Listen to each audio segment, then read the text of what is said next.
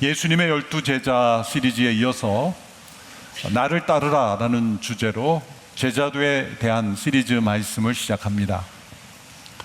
오늘 이 자리에 예배 드리는 모든 분들에게 주님을 따르고 싶으십니까? 라는 질문을 던진다면 아마 대부분은 당연히 그렇다고 대답하실 겁니다.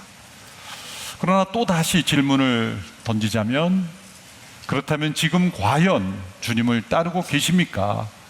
라는 질문을 던진다면 아마 머뭇거리는 분들도 있을지 모릅니다.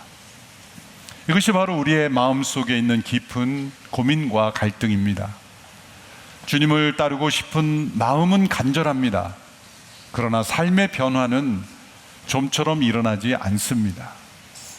무엇이 문제일까요? 오늘 우리가 함께 읽은 로마서 6장에 나타난 이 말씀의 진리를 우리가 잊었기 때문입니다. 우리는 제자도를 생각할 때 우리의 결단으로부터 시작하는 경우가 많습니다. 더 많이 헌신하고 더 많이 기도하고 더 많이 무엇인가를 해야 한다라는 그러한 결단으로부터 시작하고자 할 때 그것은 출발이 잘못된 것입니다. 제자도는 결코 우리의 결단으로부터 시작되지 않습니다. 예수님을 통해 우리를 위해 일하시고 계시며 또 우리를 위해 행하신 일들, 이미 이루어진 하나님의 진리와 사실 위에서 출발되기 때문입니다. 이미 그리스도를 통해 우리에게 이루신 복음의 기초에 서지 않는 이상 제자의 삶은 결코 나타나지 않습니다. 복음이란 우리에게 무엇인가를 해야 한다라는 명령이기 이전에 우리를 위해 행하신 하나님의 놀라우신 일들에 기초하는 것이기 때문이죠. 복음은 우리에게 명령하기 전에 이미 이루어진 사실을 우리에게 말해주고 있습니다. 특별히 로마서 6장에 나타난 이 진리를 우리가 믿고 깨닫고 우리의 삶에 적용하지 않으면 제자의 삶은 일어나지 않습니다. 바울은 로마서 5장 20절에서 죄가 더한 곳에 은혜가 더 넘쳤다라는 말씀으로 끝맺었습니다. 죄가 더한 곳에 은혜가 더 넘쳤다는 것은 죄를 더 많이 지은 사람일수록 은혜를 더 많이 체험함으로 죄를 더 많이 지을 수 있다는 말이 아니죠. 죄가 더한 곳이라는 것은 하나님의 은혜가 임할 때 우리 안에 있는 죄를 더 깊이, 더 많이 발견한다는 것입니다.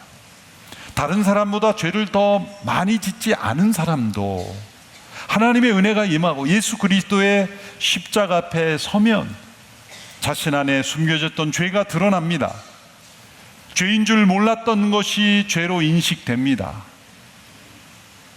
이전보다 더 많은 고민과 갈등을 하게 합니다. 예전에는 아무 고민 없이 선택하며 살았던 것이 이제는 고민이 되고 갈등이 됩니다. 성령님께서 계시기 때문입니다.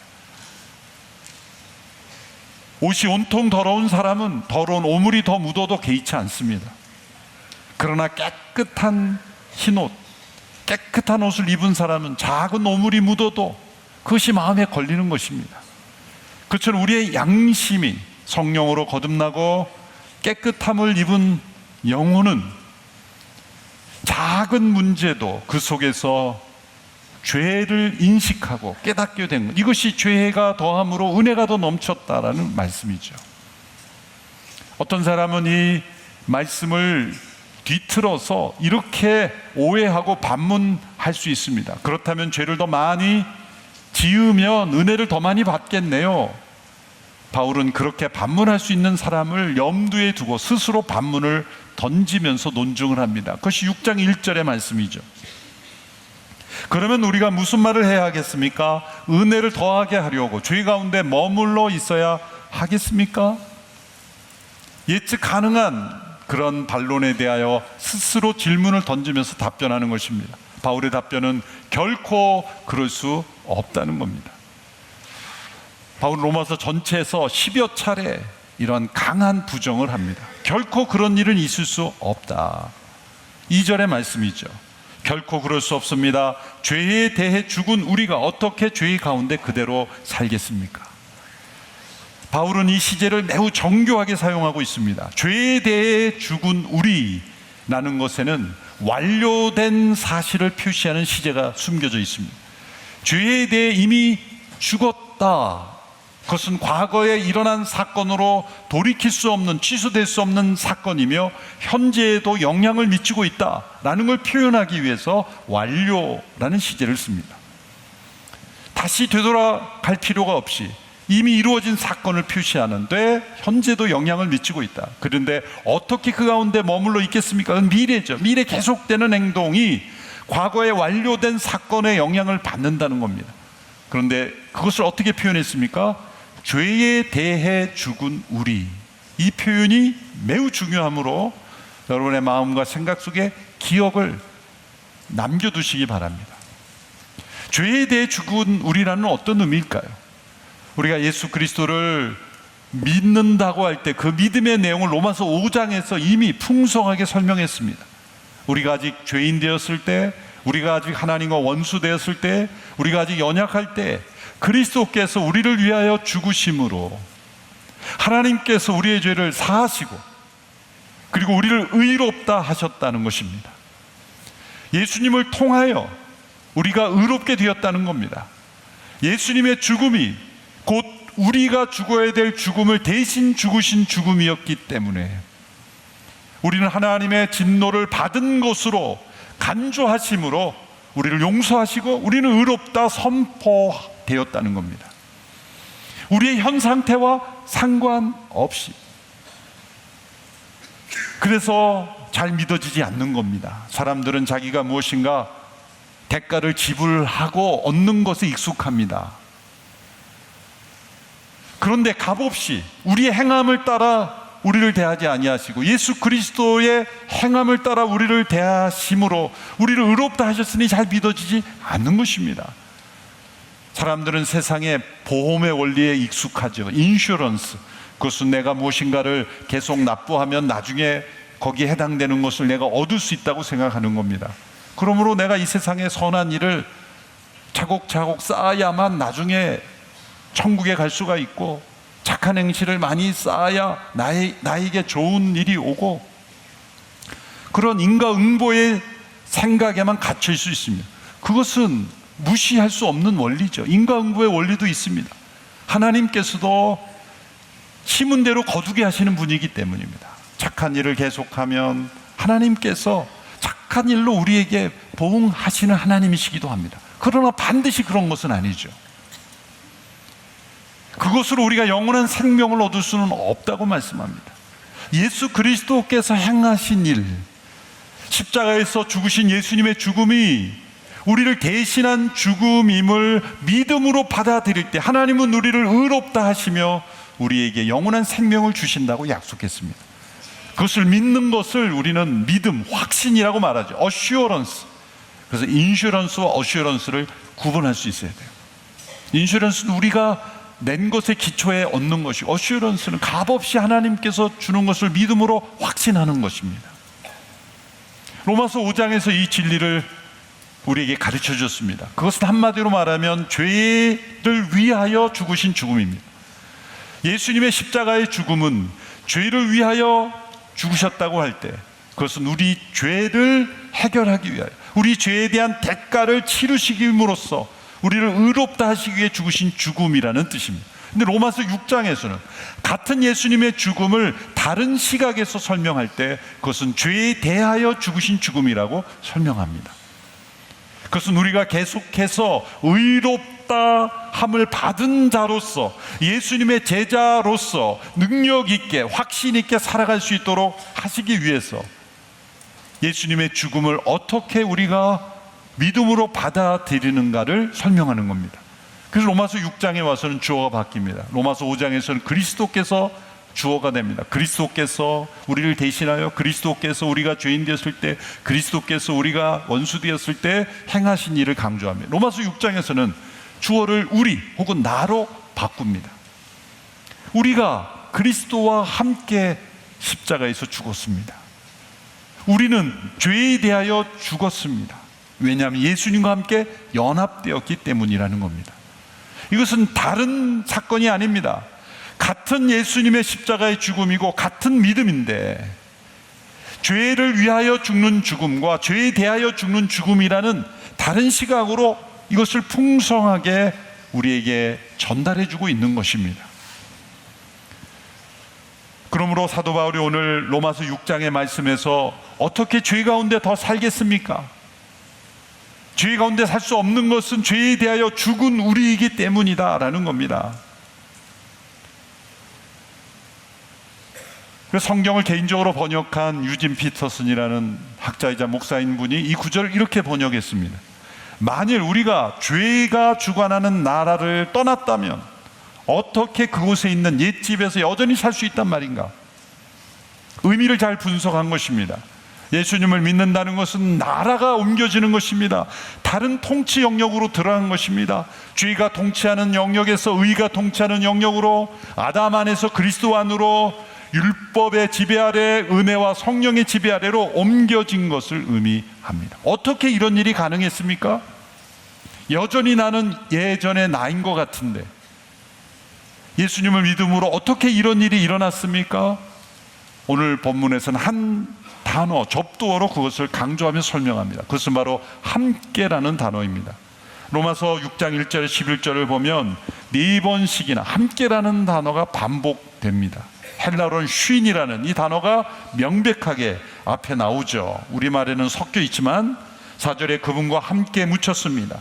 5절에도 그분과 함께 연합하였습니다. 6절에 옛사람이 함께 못 박힌 것, 8절에 그분과 함께 살 것입니다. 이 함께라는 단어가 우리의 믿음의 비밀이요, 우리가 그리스도를 따를 수 있는 제자도의 근거입니다. 로마서 5장은 그리스도를 통하여 우리가 의롭다 하면 through Christ, 그리스도를 통하여 얻는 우리의 구원의 다리가 되는 예수님을 설명했다. 로마서 6장에서는 with Christ, 그리스도와 함께 우리가 경험한 구원을 설명합니다. 그리스도와 우리는 연합된 자가 되었다라는 겁니다. 연합된 자가 되도록 노력해라 명령하지 않았습니다. 그리스도께서 나를 대신하여 죽었음을 믿는 믿음은 곧 우리를 그리스도와 함께 연합시키는 믿음이라는 겁니다. 그 믿음을 깨달아야 한다는 겁니다. 이것은 어떤 상상이 아닙니다. 자기 최면이 아닙니다. 실제로 골고다 언덕에서 일어난 역사적 사건이며 사실입니다. 이것을 설명하기 위해 여러 가지 설명을 덧붙입니다. 4절에서는 세례라는 예식을 통해 설명합니다. 이 세례는 예수님도 물세를 요단강에서 받으신 것처럼 오랜 전통에 의해서 사람들이 물에 들어갔다 나오면서 그것을 자신의 새로운 인생의 변화를 상징하는 종교적 의식으로 진행되어 왔죠. 그리고 예수님께서도, 그리고 교회를 통해서도 이 세례가 이어지고 있죠.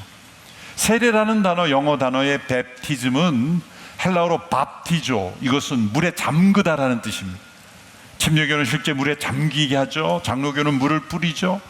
어떤 수단을 통해서 하든 머리에 물이 뿌려지고 잠기는 것은 죽음을 의미하는 겁니다. 우리의 옛사람이 장림사되었다는 겁니다. 그러나 그것으로 끝나는 게 아닙니다. 다시 살아난다는 겁니다. 어떻게 이런 일이 있죠? 예수님과 함께 연합되었기 때문입니다. 그렇지, 4절의 설명입니다. 4절의 말씀을 우리 같이 읽겠습니다. 시작. 그러므로 우리는 그리스도의 죽으심과 연합해 세례를 받음으로써 그분과 함께 묻혔습니다. 이는 그리스도께서 아버지의 영광으로 인해 죽은 자들 가운데서 살리심을 받은 것처럼 우리도 또한 새 생명 가운데 살게 하려는 것입니다. 세례를 설명할 때 그리스도와 연합된 것이다 라고 설명합니다. 그래서 마틴 루터는 시험과 유혹을 받을 때마다 이렇게 외쳤다고 합니다. 나는 세례 받았다 라고 외쳤다고 합니다. 세례란 나의 옛사람의 죽음이요 부활이라는 것입니다. 미국의 어느 침례교 목사님은 이 침례를 주면서 이렇게 멘트하는 걸 들었습니다. I kill you in the name of Jesus. 내가 예수님의 이름으로 당신을 죽인다. 섬찟하지만 성경적인 표현이죠. 세례는 곧 우리의 옛사람의 죽음과 또 새 생명의 탄생을 의미합니다. 그런데 이렇게 의식적으로 우리가 세례를 받았지만 확신이 없는 것은 로마서 6장의 이 말씀을 깨닫고 믿지 않기 때문이며 성령께서 임하시는 성령의 세례를 경험하지 못해서입니다. 사도 바울은 두 번째 또 다른 표현으로 5절에서 이것을 다른 시각에 설명합니다. 자연의 원리를 가지고 설명하는데 가지를 접붙이는 것으로 설명을 합니다. 오늘 이 시대에 나무 가지를 접붙이는 일을 해본 분이 얼마나 계실까요? 5절의 말씀을 보면 사실 접붙인다는 단어가 나오지 않습니다. 그런데 연합이라는 단어가 바로 그 단어입니다. 5절을 같이 한번 읽어보겠습니다. 시작. 우리가 그리스도의 죽으심과 같은 죽음으로 그분과 연합한 사람이 됐다면 분명히 우리는 그리스도의 부활하심과 같은 부활로도 그분과 연합한 사람이 될 것입니다. 여기 사용된 연합이라는 단어는 다른 구절에 사용된 연합이라는 단어와 다른 단어가 사용되어 있습니다. 헬라어로 함께 자라나게 하다라는 그런 의미의 단어를 썼는데 신약 성경에서 이 구절에서만 쓰였어요. 우리는 익숙하지 않지만 또 우리는 연합이라는 단어로 한글 성경을 번역해서 느낌이 오지 않지만 헬라 시대 헬라어를 아는 사람이 그것을 읽으면 이것은 접붙여 연합하게 한다는 뜻이구나 라고 이해했을 거예요. 그래서 이러한 번역은 접붙임이라고 이렇게 가지를 접붙임과 같이 이렇게 설명을 오히려 했으면 좋았을 뻔했다는 생각도 듭니다. 농부가 한 나무의 줄기를 깊이 갈라 다른 나무의 줄기를 붙이고 단단히 동여맵니다. 그 순간에는 아무런 일이 일어나지 않습니다. 그저 두 다른 나무에 가지가 붙어 있는 것처럼 그냥 평행으로 있는 것처럼 나란히 있는 것처럼 보입니다. 그런데 단단히 동여매어 놓으면 시간이 흘러갈수록 놀라운 나무의 생명력이 외부에서 온 줄기에까지 닿아서 서로 한 나무가 되는 신비로운 일이 접붙임이 일어납니다. 바로 그러한 일이 우리에게 일어난다는 겁니다. 예수 그리스도의 살아계신 생명의 인격과 우리의 새로 태어난 그 인격이 서로 연합되어 접붙임이 되어서 그리스도 안에 그리스도와 함께 연합되는 일이 일어난다는 것을 설명해주고 있습니다. 사도 바울은 이것을 또 설명하기 위해서 고린도후서 4장 10절에서는 또 이런 단어로 표현을 했습니다. 고린도후서 4장 10절의 말씀을 함께 읽어볼까요? 시작. 우리는 항상 예수의 죽으심을 몸에 짊어지고 다닙니다. 이는 예수의 생명 또한 우리의 죽을 몸에 나타나게 하려는 것입니다. 여기서 예수의 죽으심이라는 것은 예수님의 시체란 뜻입니다. 예수님의 시신을 항상 짊어지고 다닌다는 뜻입니다. 이 단어는 고대의 사람을 사형시킬 때, 죽일 때 사용했던 잔인한 방법을 연상시킵니다. 그것은 죽은 사람의 시체에 살아있는 사람의 몸을 함께 묶어버리는 것입니다. 죽은 시체, 사람의 시신과 살아있는 사람을 동여맬 때 죽은 자의 시신에서 나오는 사망의 도끼가 서서히 스며들어 살아있는 사람을 죽이는 잔인한 방법이죠. 바울이 쓴 표현이 바로 그 표현입니다. 왜 그런 표현을 썼을까요? 우리가 예수님의 십자가의 죽은 몸을 나의 옛사람의 육신에 동여매야 된다. 그래서 서서히 옛사람이 죽어가는데 예수님의 부활하심과 함께 우리도 함께 부활하는 것이다. 예수님과 우리의 연합을 설명하기 위해서 이렇게 여러 표현을 써서 강조하고 있는 것입니다. 그 결과 어떤 일이 일어납니까? 우리에게 6절, 7절이 일어납니다. 6절, 7절 같이 읽습니다. 시작. 우리의 옛사람이 십자가에 못 박힌 것은 죄의 몸이 멸해져 우리가 더 이상 죄의 종이 되지 않게 하려는 것임을 압니다. 이는 죽은 사람은 이미 죄에서 벗어났기 때문입니다. 우리의 옛사람이 십자가에 못 박혀야 한다가 아니라 못 박혔다, 과거형을 썼습니다. 이미 죄에서 벗어났다라고 말씀합니다. 아니, 저는 여전히 죄 가운데 있는데요, 여전히 유혹에 빠지기도 하는데요. 그런 것은 두 번째 문제이고, 예수님이 십자가에 이루신 일에서 우리의 옛사람이 함께 못 박힘으로 우리는 이미 옛사람이 함께 죽었다라고 사실로 받아들일 수 있다는 겁니다. 그걸 믿음으로 받아들일 때 놀랍게도 우리에게 죄에서 벗어나는 능력을 경험하게 된다는 겁니다. 에이든 토조라는 목사님, 시카고에서 놀라운 부흥을 이루신 분이 성지순례를 갔을 때 다른 분들은 천천히 올라오는데 이분은 30분 먼저 올라와서 무릎 꿇고 골고다 언덕에서 기도하고 있을 때 다른 분들이, 동료들이 올라와서 토조 목사 언제 여기 올라왔어? 라고 물었을 때 그분은 기도하던 중 일어나서 이렇게 대답했습니다. 나는 여기 2000년 전에 올라왔지. 농담이 아닙니다. 예수님의 십자가의 사건에 나도 그 현장에 있었다. 예수님을 십자가에 못 박은 군병의 모습으로, 빌라도의 모습으로, 가룟 유다의 모습으로, 그리고 빌라도의 모습으로, 예수님을 십자가에 못 박은 죄인의 모습으로 있었고, 또 다른 모습, 그것은 예수님과 함께 십자가에 못 박힌 존재로 나는 2000년 전에 여기에 있었다. 바로 그 사건이 오늘 우리가 제자로 살아갈 수 있게 했다는 겁니다. 그런데 왜 나에게는 그런 일이 일어나지 않을까요? 거기에 대한 대답으로 주신 말씀이 11절의 말씀입니다. 11절 같이 읽습니다. 시작.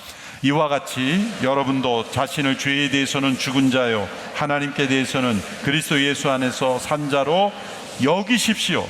여기라라는 단어가 중요합니다. 처음으로 명령어가 나옵니다. 1절부터 10절까지는 명령이 나오지 않습니다. 사실만 말할 뿐입니다. 이런 일이 일어났다 라고 설명할 뿐입니다. 11절에서 여기다라는 단어는 회계상의 용어입니다. 회계 장부를 기록하라는 용어입니다. 자신의 계좌에 어떤 돈이 들어왔을 때 그 숫자를 보고 자신의 회계 장부에 기입하는 거죠. 추가되었다, 카운트를 해서 셈에 넣는 것입니다. 그때 쓰는 단어입니다. 그러므로 우리가 예수님을 믿을 때 예수님의 죽음과 함께 나의 옛사람이 죽었다라는 것을, 그것이 사실이기 때문에 그것을 사실로 받아들이고 간주하는 것, 그것이 여기라는 이 단어입니다. 스스로 최면을 걸라는 게 아닙니다. 없는 사실을 만들어내라는 게 아닙니다. 십자가에서 이루신 그 사실을 사실로 받아들이라는 겁니다. 여러분, 우리가 역사적 사실을 사실로 받아들이지 못하는 게 얼마나 많습니까? 대표적으로 1945년 8월 15일에 연합군의 승리로 인해 일본이 항복하고, 그리고 우리나라가 해방되었을 때 그것은 우리나라 밖에서 일어난 사건으로 인해 우리나라에 영향을 준 것 아니겠습니까? 우리나라가 물론 독립운동도 하고 했지만 우리나라가 이것을 일본을 이겨서 해방된 것이라기보다 국가 밖에서 일어난 사건으로 인해서 우리에게 해방이 된 것입니다. 그래서 그런 일이, 소식이 전해졌을 때 과연 이게 진짜인가 사실인가 확인하는 절차를 거쳤을 겁니다. 그런데 이 소식을 듣지 못한 두메산골에 있는 분들은 커뮤니케이션, 통신이 발달되지 않아서 소식을 듣지 못하고 여전히 우리나라가 일제 강점 미체하에 있는 줄 알고 있는 사람도 있을 겁니다. 모든 사람이 알기까지는 시간이 걸렸지 않겠습니까? 그래서 우리가 복음을 전해야 하는 이유가 여기 있는 것입니다. 예수님의 십자가를 통해 일어난 일이 아직도 그런 일이었어? 그런 의미였어? 라고 모르는 이들이 있기 때문에 우리가 복음을 전해야 되는 것이고, 그것을 들었어도 여전히 느낌과 감정이 받아들이지 못하는 이들도 있다는 겁니다. 도시 한복판에서 그 소식을 들었어도 과거에 우리 일제 강점기 36년 기간 동안에 우리나라 사람들을 많이 괴롭힌 순사들이 있지 않습니까? 저도 책을 통해서만 들었지만 그 당시에 이 순사들이 얼마나 우리 국민들을 괴롭혔으면, 어린아이가 울면 일본 순사 온다 그러면 애들이 다 그 울음을 그쳤다는 거죠. 그 정도로 이 생활 깊숙한 곳에 그 괴롭힘을 당한 적이 있는데, 이제 해방이 되었어도 여전히 아직 떠나지 않는 순사를 보고 두려워하는 감정이 있다면 사실을 사실대로 간주하는 일이 필요한 거죠. 이제는 아니다, 이제는 새로운 시대가 왔다, 더 이상 우리는 두려워할 필요가 없다, 더 이상 이 체제는 유효하지 않다라고 우리 스스로가 여기는 과정이 필요했던 것입니다. 바로 그것을 설명하는 거예요. 여러분, 로마서 5장과 6장에 나타난 예수님을 통하여 일어난 일, 그것은 우리 옛사람이 함께 예수님과 함께 죄에 대해 죽은 자가 되었다라는 사실을 우리가 받아들이며 간주해야 된다는 겁니다. 그래서 마틴 노이즈 존스 목사는 이렇게 권면합니다. 우리는 끊임없이 이 사실을 우리 자신에게 말해줘야 한다. 마귀에게도 말해줘야 한다. 모든 유혹을 받을 때마다 말해야 된다. 나는 그리스도 안에서 죄에 대해 죽은 자다. 이렇게 선포해야 한다는 겁니다. 저를 따라 한번 해보겠습니다. 나는 그리스도 안에서 죄에 대해 죽은 자이다. 나는 그리스도와 함께 죽은 자이다. 나는 죄에 대해 죽은 자다 라고 자신에게 말하라는 겁니다. 어느 때? 유혹을 받고 시험을 받고 죄가 나타날 때 한번 말해 보십시오. 능력이 나타날 겁니다. 왜냐하면 죽은 자는 말이 없습니다. 죽은 자는 반응하지 않습니다. 오래전에 제가 이 고등학교 때인가요, 이 본문으로 설교하는 어느 목사님의 설교가 갑자기 생각이 납니다. 그분이 저쪽 강동의 어느 저쪽 지역에 병원을 신방하고 다니는데, 예전에는 이 시신도 제대로 처리가 안 돼가지고 이렇게 병원 앞에 막 시신도 누워 있고 그랬다는 거예요. 아주 어려웠어요. 전쟁 직후라서. 이분 목사님이 신방을 하고 나오는데 뭔가 턱 걸려가지고 넘어졌는데 보니까 시신이더래요. 근데 시신인 줄 모르고 사람인 줄 알고 놀래가지고 죄송합니다 여러 번 했는데도 이분이 아무런 표정을 짓지 않는다는 거죠. 보니까 시신이었다는 거예요. 그때 이 구절이 생각났다는 거예요. 아, 죽은 자는 반응이 없구나. 죄에 대하여 죽은 자면 죄가 아무리 우리를 찔러도 반응하지 않는다. 그러므로 나는 죄에 대해 죽은 자다. 끊임없이 선포하십시오. 그럴 때 놀라운 능력이 나타날 것이라는 겁니다. 그러면 우리는 정리하면 우리 자신이 누구인가를 기억해야 합니다. 나의 느낌이 아니라 사실을 주장하고 그 위에 서야 합니다. 여러분, 자기 자신을 죽이는 것, 자기 부인은 우리가 죽이라는 게 아니에요. 죽음은 우리 스스로가 만드는 게 아닙니다. 내 자아를 내가 죽여야지. 여러분, 자신을 죽이려고 할수록 자아가 살아납니다. 죄송하지만 불교에서 모든 욕심을 버리라 그러잖아요. 그렇죠? 욕심을 버려야지. 그런데 그 욕심을 버리려는 욕심은 어떻게 하죠? 욕심을 버려야 되려면 그 얼마나 많은 욕심이 있어야 되겠어요. 여러분, 그것은 방향을 바꾸는 것이지, 우리의 디자이어를 올바른 방향으로 바꾸는 게 진리이지, 모든 욕망을 제거하는 게 진리가 아니에요. 그건 불가능한 거예요. 그것처럼 우리의 자아를 우리 스스로가 죽일 수 없어요. 어떤 고행을 통해 어떤 지식으로도 우리 자아는 스스로 죽이는 게 아닙니다. 우리가 여러분 스스로 못 박아 보세요. 발등에는 못을 박습니다. 어떻게든 왼손도 박습니다. 이건 어떻게 박아요? 스스로 못 박습니다. 못 박혀야 되는 거예요. 예수님이 못 박히신 사건에 믿음으로 함께 참여하는 거예요. 자기 부인은 죽음을 만드는 것이 아니라 이미 죽은 자가 된 것을 받아들이는 것입니다. 그것이 세례이고, 그리고 그 세례의 의미를 계속 우리가 되새겨야 합니다. 로마서 6장 11절의 말씀을 다시 한번 읽고 마치겠습니다. 시작. 이와 같이 여러분도 죄에 대해서는 죽은 자요, 하나님께 대해서는 그리스도 예수 안에서 산 자로 여기십시오. 이것이 제자도의 출발이고 그리스도를 따를 수 있는 단 하나의 근거입니다. 죄에 대해 죽은 자, 그리스도께서 우리를 하나님께 산 자로 만드신 사실을 믿음으로 받아들이고 주장하며 여기며 선포하며 나갈 때 우리는 그리스도를 따르는 제자의 삶을 시작할 수 있을 것입니다. 기도하겠습니다. 살아계신 하나님 아버지, 우리를 예수 그리스도를 통하여 구원하시니 감사합니다. 이제 그리스도와 함께 우리를 죽음에 넘겨주셨사오니 죄에 대하여 죽은 자로 여기며 사는 삶 살게 하여 주옵소서. 예수님의 이름으로 기도하옵나이다. 아멘.